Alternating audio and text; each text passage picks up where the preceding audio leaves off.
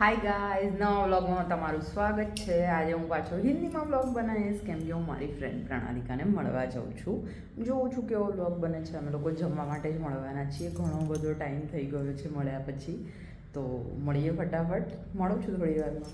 Gas पूरा restaurant खाली था, रियल पेपरिका पूरा खाली था क्योंकि हम लोग 6:30 बजे ही पहुंच गए थे और अभी मेन्यू देख रहे हैं, लेकिन बाद में हमने अनलिमिटेड मंगाया. रोड पर अपना ऊबर नीचे real paprika new CG road पर और प्रणालिका बैठी है वहाँ पर.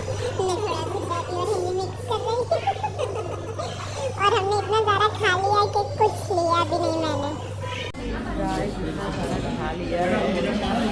नहीं अभी इसका चल रहा है.